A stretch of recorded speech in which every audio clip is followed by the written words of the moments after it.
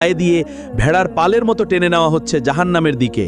তারা কাঁদছে, মিনতি করে, ইয়া রব, আমাদের আরেকবার সুযোগ দাও, আমাদেরকে দুনিয়ায় ফিরিয়ে দাও, আমরা নিজেদের ঠিক করব, আমরা ভালো হয়ে যাব। কিন্তু না, অনেক দেরি হয়ে গেছে, আর এমন সুযোগ নেই। ফেরেশতারা তাদেরকে টেনে নিয়ে যাচ্ছে নিষ্ঠুরভাবে। চলো, এটাই তোমাদের জায়গা। অতপর জাহান্নামের উপর বিস্তৃত হলো একটা সেতু, চুলের মতো সূক্ষ্ম, তরোয়ালের মতো ধারালো। হ্যাঁ, এটাই সিরাত। তাদেরকে তা অতিক্রম করতেই হবে। কিন্তু কিভাবে?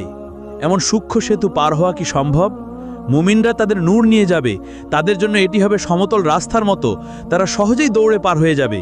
কিন্তু মুনাফিকরা আটকে যাবে মাঝপথে, তাদের নূর নিভে যাবে, ফলে তারা অন্ধকারে পড়ে থাকবে। আর কাফেরদের কোনো নূর নেই, তারা এক পাও ফেলতে পারে না, তারা হোঁচট খায়, পড়ে যায়। বেশিরভাগ সিরাত পার হতে পারবে না। তারা হোঁচট খেয়ে জাহান্নামে পড়ে যায়, যেন ৭০ বছর ধরে পড়ে যাচ্ছে জাহান্নামের গহ্বরে। প্রতিটি পতন এক একটি চিৎকার, লক্ষ চিৎকার, কোটি কোটি চিৎকার। জাহান্নাম হা করে অপেক্ষা করছে ক্ষুধার্ত দানবের মতো।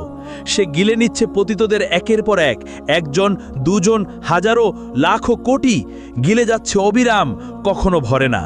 আল্লাহ তখন জিজ্ঞেস করবেন, তুমি কি ভরে গেছো? জাহান্নাম বলল, আরও আছে কি, আমি এখনো ক্ষুধার্ত, আমি এখনো ভরি নাই।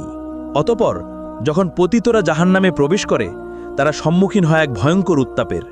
এই পৃথিবীর আগুনের তুলনায় ৭০ গুণ বেশি তাপ। তাদের চামড়া সঙ্গে সঙ্গে পুড়ে যায়, তারপর নতুন চামড়া আসে, আবার তা পুড়ে যায়, এভাবে চলছেই আছে। জাহান্নামের আগুন মানুষ ও পাথর দ্বারা জ্বালানি পেল, ফলে এটি অকল্পনীয় উত্তাপে জ্বলে উঠল। ফলে তাদের শুরু হলো তৃষ্ণা, ভয়ঙ্কর তৃষ্ণা। তারা পানি চাইবে, দেওয়া হবে,